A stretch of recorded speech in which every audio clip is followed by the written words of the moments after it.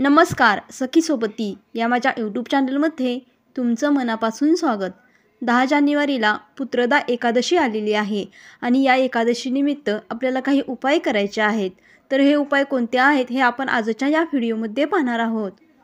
याआधी तुम्ही जर या चॅनलवरती नवीन असाल आणि स्वामी भक्त असाल तर चॅनलला सबस्क्राइब करा आणि कमेंटमध्ये श्री स्वामी समर्थ लिहायला विसरू नका। स्वामींच्या कृपेने तुमच्या सर्व इच्छा मनोकामना पूर्ण व्हाव्यात ही स्वामीचरणी प्रार्थना करते आणि आजच्या या व्हिडिओला सुरुवात करूया। प्रत्येक महिन्यात या 2 एकादशी येत असतात, त्यामुळे त्या एकादशींना वेगवेगळे महत्त्व असते।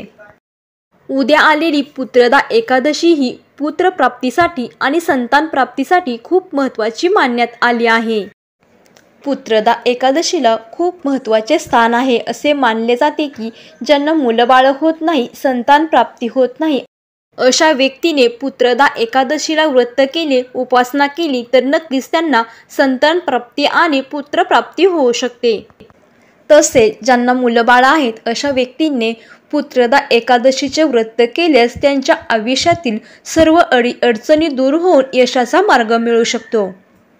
त्यासाठी पुत्रदा एकादशी दिवशी प्रत्येक आईने आपल्या मुलाच्या प्रगतीसाठी, जीवनात यशस्वी होण्यासाठी एक उपाय करायचा आहे। तर चला तर पाहूया असा कोणता उपाय आहे, त्यामुळे तुमच्या मुलांच्या आयुष्यातील सर्व दोष अडचणी नष्ट होतील। या एकादशीला प्रत्येक आईने आपल्या मुलावरून अशी एक गोष्ट ओवाळून टाकायची आहे की ज्यामुळे त्याच्या आयुष्यातील सर्व दोष अडचणी नष्ट होतील। या उपायाने तुमची मुले अभ्यास करू लागतील आणि त्यांच्यातील हट्टीपणा कमी होईल।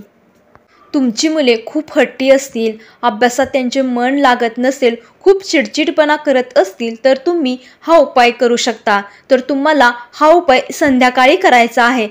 या उपायासाठी तुम्हाला या वस्तू लागणार आहेत। एक म्हणजे पिवळी मोहरी, खडे मीठ, कापूर आणि बेलाची 2 पाने लागणार आहेत। हा उपाय अतिशय प्रभावी आहे, त्यामुळे तुम्ही हा उपाय नक्की करावा। आपल्याला या उपायांची सुरुवात ही सकाळपासूनच करायची आहे। आपण तोडून आणलेली बेलाची 2 पाने ही आपल्या घरातील महादेवाच्या पिंडीवर व्हायची आहेत। त्यानंतर 5 नंतर ही वाहिलेली 2 बेलाची पाने आपल्याला घ्यायची आहेत। त्यानंतर तुम्हाला जे साहित्य सांगितले आहे ते म्हणजे पिवळी मोहरी, खडे मीठ आणि कापूर या तिन्ही गोष्टी आपल्याला या बेलासोबतच घ्यायच्या आहेत। आपल्या मुलाला आसन टाकून पूर्वेकडे तोंड करून बसवायचे आहे आणि आपले तोंड हे पश्चिमेकडे करायचे आहे। नंतर या सर्व गोष्टी आपल्या मुलांच्या डोक्यावरून 7 वेळा ओवाळून टाकायच्या आहे। नंतर या ओवाळून टाकलेल्या वस्तू एखाद्या झाडाखाली नेऊन टाकायच्या आहे। आपल्या मुलांमधील हट्टीपणा कमी होऊन त्यांचे अभ्यासात मन लागावे, त्यांच्या जीवनातील सर्व दोष नष्ट होऊन त्यांचे जीवन हे यशस्वी व्हावे यासाठी आपल्याला भगवान शिवशंकराला प्रार्थना करायची आहे। बघा, हा खूप अतिशय सोपा आणि साधा उपाय आहे। तुम्ही हा उपाय करून पाहिला तर नक्कीच तुम्हाला अनुभव येईल। या उपायाने तुमच्या मुलांच्या जीवनात नक्कीच बदल होईल। त्यांच्या जीवनात येणाऱ्या सर्व अडचणी, दोष नक्कीच दूर होतील। हा उपाय तुम्ही प्रत्येक एकादशीला सुद्धा करू शकता। बघा, नक्कीच तुमच्या मुलांमध्ये फरक जाणवून येईल। हा उपाय अतिशय सोपा आणि साधा आहे, तुम्ही नक्की करू शकता। हा व्हिडिओ तुम्हाला आवडला असेल तर व्हिडिओला लाईक करा आणि चॅनलला सबस्क्राइब करा। धन्यवाद।